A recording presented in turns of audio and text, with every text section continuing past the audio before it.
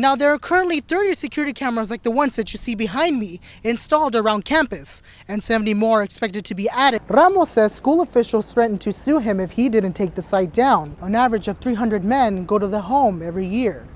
The 6-month rehabilitation program focuses on support and faith. We read through this document and found some safety concerns.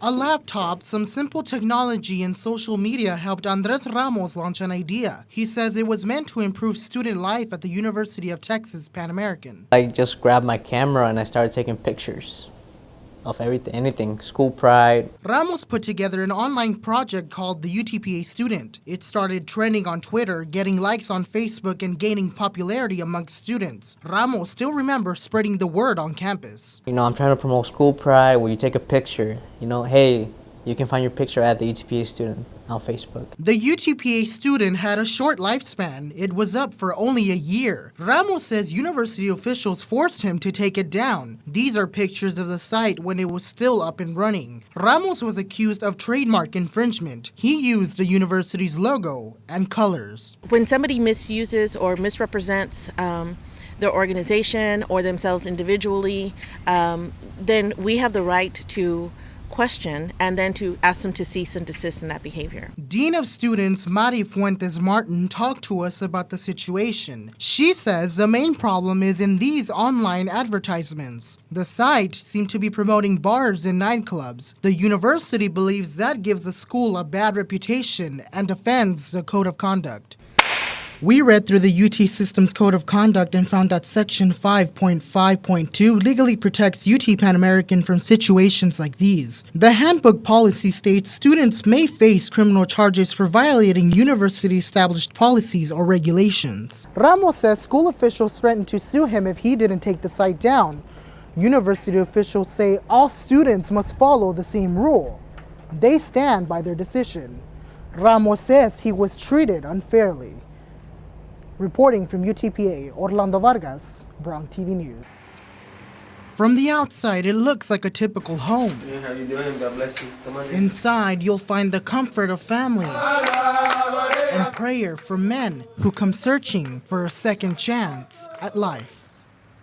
Bloodline isn't what brings men like Michael Lawson here. I showed up at this home on June 10th of last year, a drug addict, man. It's the battle with addiction. My life just started spinning out of control. From marijuana to cocaine, Lawson says drugs broke his relationship with his mother. She just told me that I was worthless and that I was never going to amount to anything. Lawson eventually came here for help. He soon found out there were others like him. He embraced those he's surrounded by like a new family. They are the soldiers who are helping him fight his addiction. I made a decision in my life, to help here at the home, to teach the guys, to help them out in whatever I can. Francisco Soto Jr. is a volunteer with Outcry in the Barrio Ministries. The organization helps those with drug addictions through faith. And if you repent of your sins, He will change your life. And deliberate actions. It's a 6-month rehabilitation program. The men eat and sleep here. Their daily routine starts with reciting a vision. To rescue men and women off the streets. To rescue men and women off the streets. Lead them to Christ. Lead them to Christ. I want God to use my life. I want to be used to reach out to the drug addict, the gang member, the criminal. Michael Lawson is one of many. An average of 300 men go to the home every year. The 6-month rehabilitation program focuses on support and faith. The program strives to make those who are willing to change feel the safety of family and find hope through recovery. In FAR, Orlando Vargas, Bronx TV News.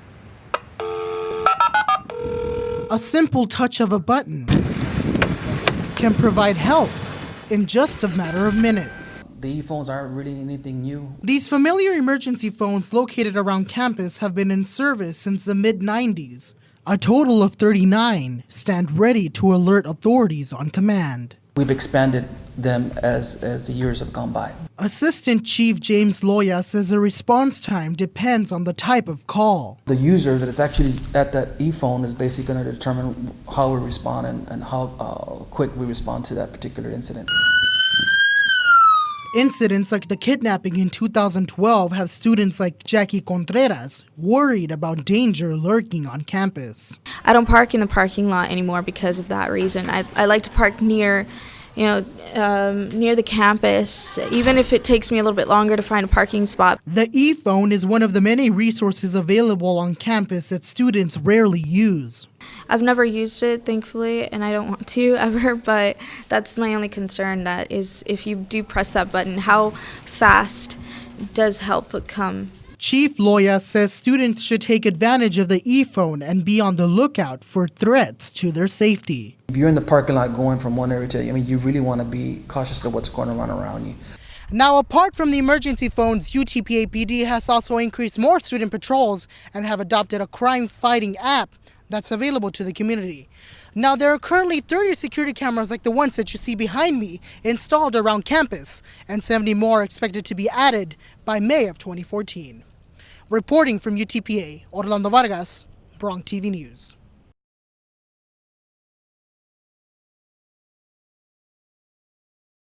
The opportunity to obtain deferred action relieves the situation of many undocumented students in the U.S.